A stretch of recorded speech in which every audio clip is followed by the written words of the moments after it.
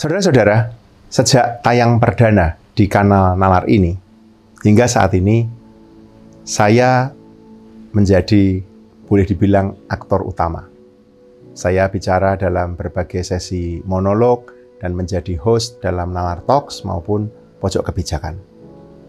Karena memang ketika memulai kanal ini, tujuan saya adalah mencoba berbagi dengan Anda sekalian mengenai pengalaman konkret saya sebagai seorang akademisi, sebagai seorang bagian dari pembuat kebijakan publik, bagian dari masyarakat sipil. Saya ingin berbagi mengenai gagasan, pemikiran, tapi juga kerisauan, harapan. Dan sampai sekarang, kanal ini menjadi bagian dari upaya saya untuk berbagi pengetahuan. Seiring waktu, kanal Nalar ini berevolusi. Ternyata bukan hanya kanal di YouTube maupun Spotify, tapi satu institusi, meskipun masih kecil, tumbuh bersama dengan kanal ini. Maka lahirlah Nalar Institute. Nalar Institute ini adalah lembaga kecil diawaki oleh anak-anak muda yang punya idealisme, yang bersepakat juga ingin membangun basis pengetahuan di masyarakat dengan dasar pertimbangan ilmu yang dikembangkan bersama-sama. Meskipun sedikit banyak masih merujuk pada kompetensi utama saya, yaitu kebijakan publik, foresight, gagasan mengenai tata kelola.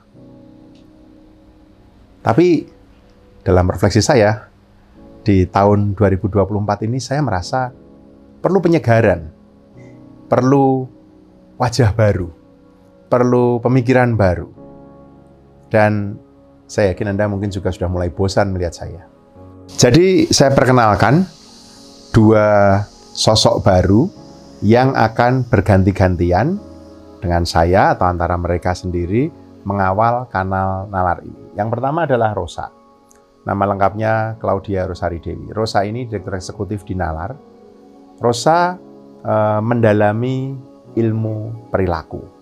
Jadi dia akan memperkaya kanal kita dengan perspektif ilmu perilaku dalam memahami kebijakan publik, dalam memahami hidup bersama yang selama ini kita perbincangkan di kanal Nalar. Figur kedua adalah Joko. Nama lengkapnya Joko Susilo. Joko ini adalah Knowledge Manager di Nalar. Dia yang bertanggung jawab menata semua pengetahuan-pengetahuan yang disimpan di Nalar sebagai institusi. Nah, Joko ini mendalami kebijakan publik, sama seperti saya, bedanya saya pocokan gitu dalam bahasa Jawa ya, karena saya insinyur sebenarnya kan, mendalami kebijakan publik karena pekerjaan, karena keterpaksaan, karena pekerjaan.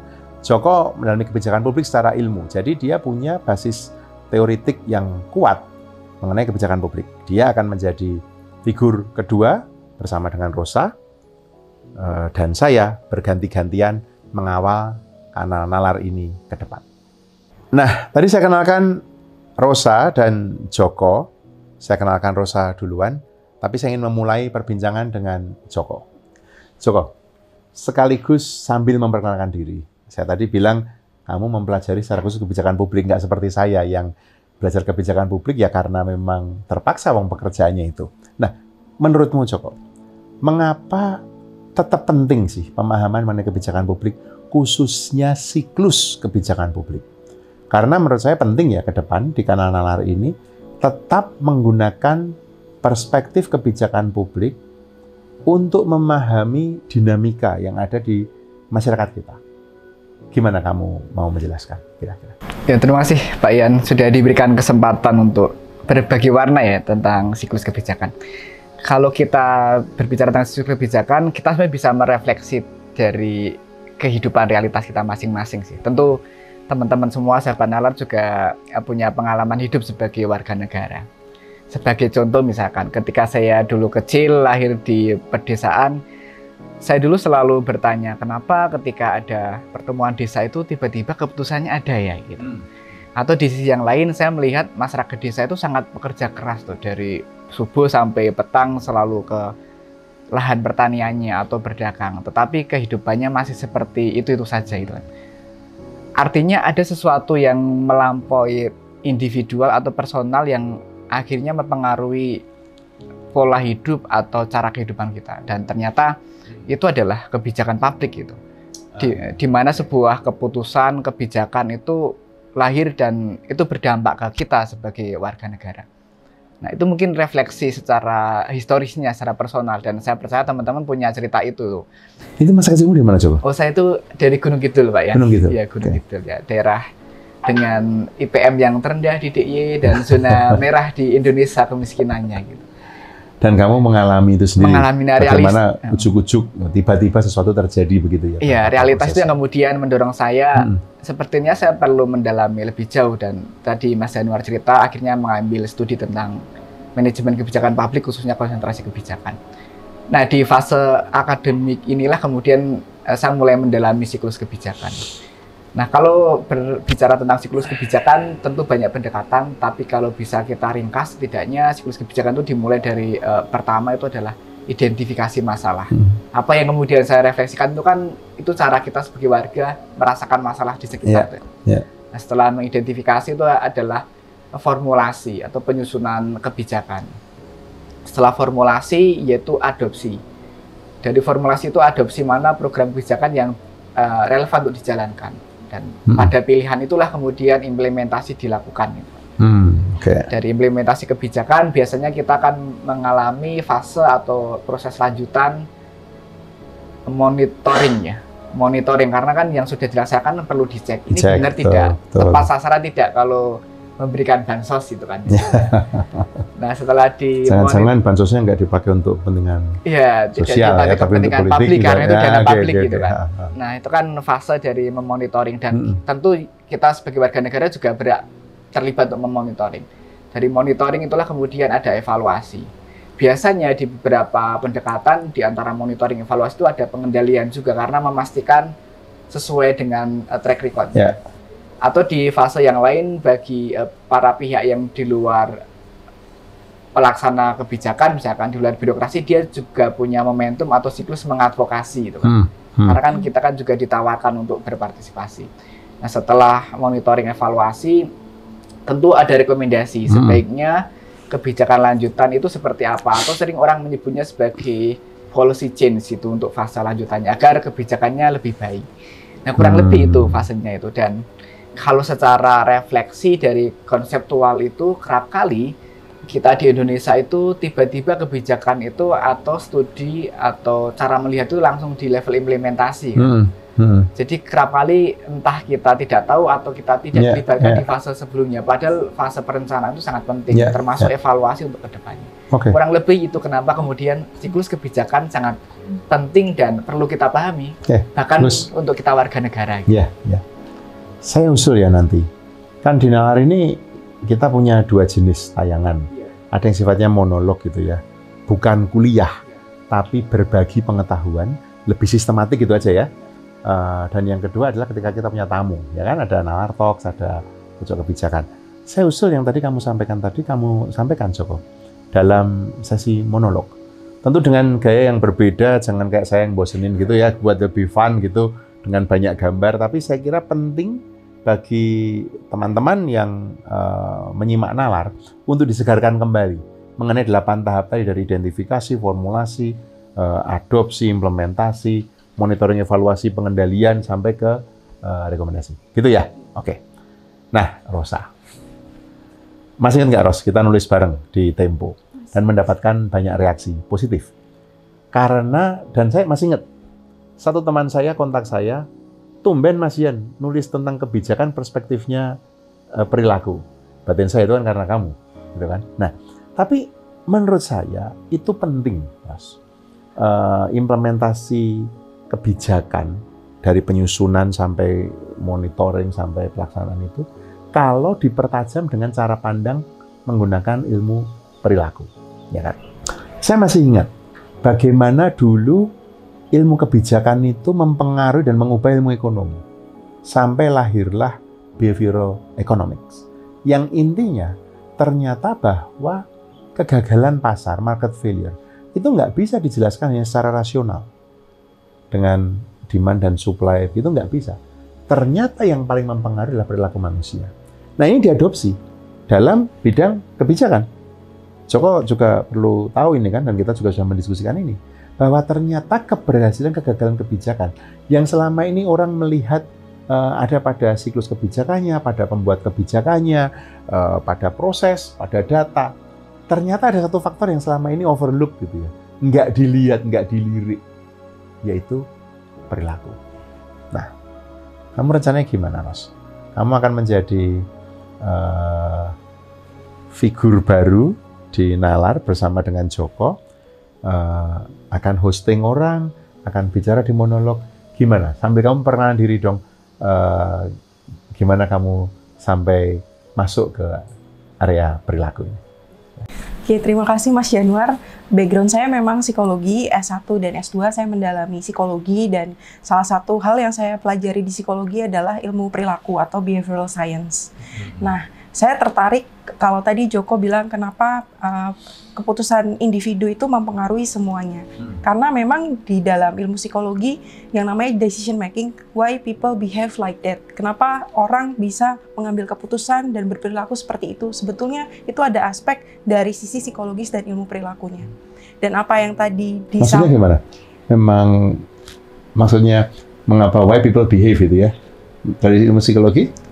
Karena ada faktor-faktor psikologis yang mendasari dia sehingga itu mempengaruhi mempengaruhi perilaku dia, mempengaruhi keputusan yang dia buat, dan setiap keputusan yang dia buat nanti akan mempengaruhi orang-orang di sekitarnya, atau kalau kita bicara tentang kebijakan publik akan mempengaruhi secara sistem atau struktur. Dan menyambung dari yang disampaikan Joko tadi tentang siklus kebijakan publik ya, saya juga merasa dan melihat, belajar juga bahwa ada hal yang miss di situ, misalnya perspektif perilaku itu sendiri masih belum banyak ditetapkan dalam siklus kebijakan. Sehingga itu sebetulnya harus dikawal untuk bisa memasukkan perspektif perilaku sampai kebijakan itu kenapa bisa berhasil, kenapa tidak bisa berhasil. Karena ada kebijakan yang dilakukan dan tidak dilakukan. Kalau dilakukan, kenapa itu berhasil, kenapa itu tidak berhasil. Di dalam sektor apa misalnya, Ros, yang kamu dalam Islam ini? Kamu tadi cerita psikologi pendidikan ya? Contoh konkretnya gimana sih? Misalnya memahami perilaku murid mencontek, atau memahami perilaku guru stick and carrot kayak gitu. Itu gimana kalau di dalam ilmu perilaku? Kalau di ilmu perilaku sendiri, basicnya ada satu teori namanya classical conditioning, itu dari Ivan Pavlov. Itu memang ada yang namanya stimulus dan respon. Jadi, kalau di bidang psikologi pendidikan, ilmu belajar, kalau misalnya seorang anak atau murid itu berperilaku seperti itu, atau melakukan keputusan itu, karena ada kebiasaan-kebiasaan yang dia lakukan sehingga dia bisa memutuskan hal itu terjadi. Kalau kita tempatkan itu di level secara banyak orang atau sistem, kenapa orang menempatkan hal itu atau memutuskan hal itu, dan akhirnya keputusan itu bisa dibuat. Contoh misalnya, mungkin saya bisa ambil satu case ya. Ya, boleh. Saya tertarik sebetulnya dengan berita hari-hari ini tentang kebijakan kenapa ekskul pramuka tidak diwajibkan. Iya. Nah, itu kan padahal itu sejak SD itu, sampai kuliah itu. Ya. Salam pramuka. Gimana? Karena sebetulnya yang saya lihat dan saya baca, masih sejauh ini yang masih saya coba dalami, keputusan itu diambil sebetulnya kan itu wajib ya, diwajibkan untuk siswa, dan itu basic dari membentuk karakter, membentuk secara karakter, kepemimpinan, dan kemampuan emosional dan sosio-emosional di situ semua, di dalam ekskul pramuka.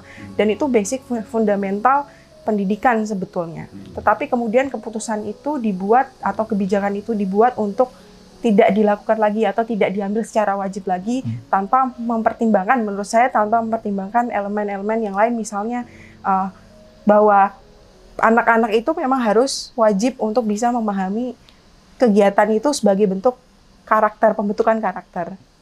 Alasannya apa sih itu? Mengapa dihilangkan? Kalau saya lihat, karena perkembangan zaman ya Mas Januar ya, karena perkembangan zaman, dan dari kebijakan itu dibuat untuk anak-anak bisa memilih sesuai dengan minatnya atau sesuai dengan bakatnya.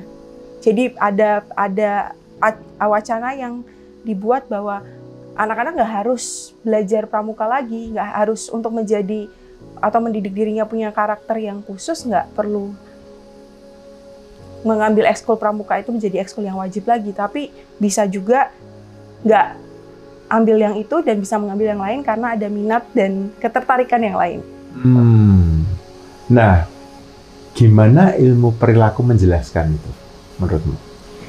Pertama, kenapa itu tidak diambil, keputusan itu kenapa tidak melibatkan ahli pendidikan yang lain atau ahli perilaku yang lain? Karena kalau misalnya mempertimbangkan secara pembentukan karakter, pembentukan bagaimana nanti secara pemahaman tentang karakter dan mungkin Pancasila dan lain-lain itu ada di situ, tapi itu dihilangkan, itu sebetulnya untuk kedepannya kan nanti tidak ada lagi yang bisa menjadi dasar. Iya. Kalau menurutmu Joko, ini case bagus ini. Iya. Hilangnya pramuka sebagai ekstrakurikuler wajib. Tidak diwajibkan lagi. Atau hilangnya itu sebagai sesuatu yang wajib kan, jadi dia nggak wajib lagi kan. Kacamata perilakunya Rosa melihat bahwa look ini keputusannya dibuat agak serampangan ini, nggak mempertimbangkan itu. Kalau dari siklus kebijakan, menurutmu gimana? Itu saja kita tidak bermaksud menguliti kebijakan Kemendikbud ya. Benar sekali. Saya ini hanya obrolan saja kan.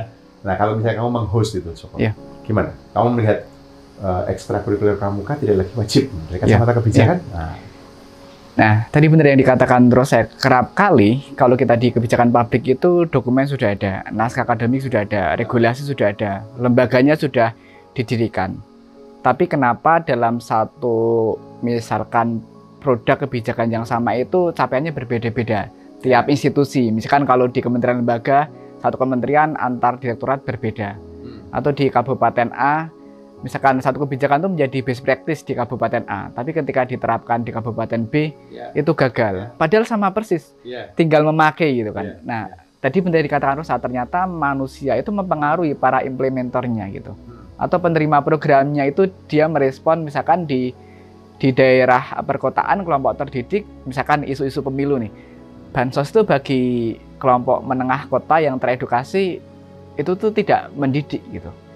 Tapi kita juga tidak boleh memungkiri di kelompok perdesaan dengan sumber daya yang terbatas, bansos itu sebagai juru selamat dalam kehidupan kesehariannya. Nah ini kan relasi perilaku ketika implementator kemudian memberikan kebijakan dan penerima warganya merespon tuh. Nah saya kira ini salah satu area studi yang secara teoritis sangat signifikan, secara empiris praktek ini bisa menjembatani kekosongan itu. Dan saya tadi sempat berpikir gini loh, jangan-jangan kalau ketika Rosa tadi melihatnya itu dari sisi perilaku tadi, ini soal pembentukan karakter jadi hilang ini, dan orang juga mixed feelings ini kan. Kamu juga melihatnya tadi kan, wah ini prosesnya kok seperti ini, sesuatu yang jalan di tempatnya ternyata nggak jadi best practice di tempat yang lain gitu kan.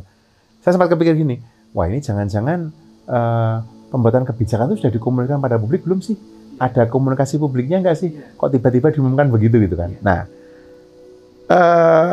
saya kira saudara-saudara, ini kita sedikit mencicipi ya. Nanti kalau Joko Rosa menjadi host gitu di acara ngobrol-ngobrol kita, saya kira Anda akan melihat lebih dalam lagi. Saya mengusulkan Anda berdua nanti ketika berbagi pengetahuan, gunakan case-case real. Makin aktual, makin baik. Tapi kalaupun tidak, ambil sebuah case atau beberapa case yang memang menjadi perhatian publik itu ya. Jadi Joko bisa menjelaskan itu penting, mengapa kita mesti memahami siklus kebijakan mendalam. Rosa tadi, ini hal baru ini. Di kepala saya itu saya jadi mikir banyak hal ya. Kenapa sampai kemarin pemilu jadinya kayak gitu? Jangan-jangan bukan rasional, jangan-jangan itu emosional ya. Kan Islam tadi gitu kan, orang mengambil keputusan bukan karena pikiran ya, karena emosi itu kan, karena rasa, karena macam-macam. Tapi itu bukan porsi saya bukan ahlinya. Nanti Anda berdua, ada nggak hal lain yang mau disampaikan? Kira-kira, karena selain monolog, di Nalar ini kita punya acara yang meng-host tamu, Nalar Talks atau Pojok Kebijakan, di mana saya berharap kalian berdua juga aktif gitu ya. Gimana rencananya kalau sekarang, bukan teori ya, tapi bayangan Anda di Nalar ke depan sebagai host yang baru gitu, gimana? Siapa yang mau mulai? Saya kira salah satu tradisinya Nalar itu adalah setiap kesempatan itu kan melibatkan tidak hanya pemangku kebijakan, tapi juga warga, ada akademisi, praktisi itu. Nah, selain refleksi tadi warga dan kebijakan, saya kan sebelum dinalarkan juga di institusi pendidikan, ya, Mas Yan, ya, lembaga riset itu. Kerap kali kalau kita di kampus itu risetnya kajiannya bagus. Tapi kemudian kenapa hasil produk kebijakan dari pemerintah misalkan itu tidak eviden dan berbasis ilmiah. Nah ini kan sebenarnya kan bukan karena, kerap kali mungkin karena ada gap itu, juga karena momentumnya kadang tidak pas. Apa yang kita berikan di kampus kan kadang kan sangat textbook ya, padahal para eksekutif itu butuh semacam kayak policy brief yang praktikal. Nah pemahaman ini kan juga sangat penting. Atau misalkan ketika saya terlibat di NGO atau gerakan sosial, kenapa kita vokal atau mengkritik pemerintah itu ketika kebijakan sudah ada? Padahal kan ada skema misalkan eksis dan voice, ketika ini gagal bagaimana mekanismenya? Atau kita sebagai warga nih, misalkan saya dapat layanan di puskesmas itu, kok layanan saya itu lama itu 3 jam itu kan. Harusnya dengan memahami siklus kebijakan itu, bahkan sederhana layanan dasar kita bisa tahu ada standar yang harusnya terbuka kapan waktu pelayanannya, ketika Anda gagal dapat layanan berobat, Anda diberikan alternatif ini gitu. Nah, ini kan sebenarnya pemahaman siklus ini sangat penting. Nah, kalau rencana ke depan sebenarnya Nalar tentu sangat terbuka dengan berbagi ruang dengan para pihak, dan harapannya pemahaman tentang siklus itu membuat kita utuh gitu. Karena salah satu komitmennya Nalar kan mewujudkan sektor publik yang lebih baik, berbasis bukti data keterlibatan gitu kan. Nah, artinya pemahaman tentang siklus didorong oleh kapasitas kita dengan data eviden dan keterlibatan ini kan menjadi penting, sehingga yang kuat tidak hanya pemerintah negaranya, karena nanti kan jadi otoritarian, tapi juga semua entitas yang ada termasuk kita. Dan ini kemudian mendorong kita pemahaman struktural, partisipasi di perumusan kebijakan struktural itu penting gitu, karena kalau kita merefleksi, karena mungkin background saya anak sosial politik yang sensitif dengan ekonomi politik, sekarang kan eranya bergeser. Dulu kalau liberal itu ya negara tidak penting, pasar mengkooptasi. Tapi sekarang kan era neoliberal ya. Neoliberal itu intervensi kepentingan pasar justru menggunakan negara, merubah lembaga regulasi untuk mereteli negara itu. Ini kan sangat menentukan apa yang akan dilakukan negara terhadap warganya kan. Nah berarti kita semua itu juga sangat penting melihat perspektif struktural di sini, Mbak ya. Kurang lebih itu yang bisa kita rencanamu nanti ke sana ya, sana ya. Oke. Ya. Baik dalam monolog maupun ketika meng-host. Iya, benar. Terus lagi rencanamu gimana, Ros? Kalau saya masih karena kebijakan publik itu kan sebenarnya untuk kepentingan publik. Kepentingan publik itu kan berarti kepentingan masyarakat. Berarti pemahaman akan publik dan masyarakat itu kan harus utuh. Pemahaman publik dan masyarakat sendiri itu harus juga dikaji dalam bagaimana mereka berperilaku, ilmu perilaku bisa sampai memahami mereka, sehingga untuk sesuai dengan hashtag Nalar untuk sektor publik yang lebih baik, sehingga manusia itu juga perlu diprioritaskan dalam kebijakan publik. Ke depan saya akan membahas lebih banyak lagi, terutama dasar ilmu perilaku itu sendiri, sejarahnya, bagaimana, kenapa itu menjadi penting, dan bagaimana itu diterapkan di beberapa isu terkait atau beberapa sektor yang kenapa ilmu perilaku itu perlu masuk ke dalam kebijakan publik, siklus kebijakan publik, dan case-case tertentu. Begitu juga nanti mungkin ada host-host terkait yang juga bisa berbicara dan berbagi, tamu-tamu yang tamu-tamu yang bisa membahas atau mengangkat isu-isu itu, dan saya bisa lebih mendalami dalam bidang bagaimana ilmu perilaku itu mempengaruhi kebijakan publik. Saya tuh kepikir satu hal ya, mungkin lewat entah di kolom komentar episode ini atau di medsos ya, mungkin bisa loh kita minta teman-teman yang selama ini mengikuti Nalar untuk mengusulkan mengundang siapa begitu ya. Jadi kalau Anda sekalian, saudara sekalian punya ide sebaiknya mengundang siapa untuk diajak bicara menjadi tamu di Nalar, kami sangat terbuka. Tentu saja kami akan berusaha semaksimal kami untuk bisa mengundang tamu yang diusulkan, tapi saya kira ide dengan tamu itu jadi baik. Nah, mungkin juga termasuk topik apa Pak Yan? Ya, isu apa yang sahabat Nalar yang perlu kita ulas dari kacamata siklus kebijakan dan behavior policy tadi gitu. Jadi begitu ya, kira-kira ke depan ya. Nah, saudara sekalian, itu perkenalan singkat dari Rosa dan Joko yang akan bersama-sama saya, kami bertiga sekarang akan mengawal kanal Nalar ini. Jadi sekali lagi, tidak hanya penyegaran orang, Anda bosen lihat saya terus-terusan, tapi penyegaran mengenai gagasan, mengenai ilmu, mengenai perspektif, kekayaan dan keluasan cara pandang yang saya harapkan bisa kita dapatkan dari Rosa dan Joko di kanal Nalar ini. Bersama saya, kita nantikan kiprah Joko dan Rosa mengawal kanal Nalar ini.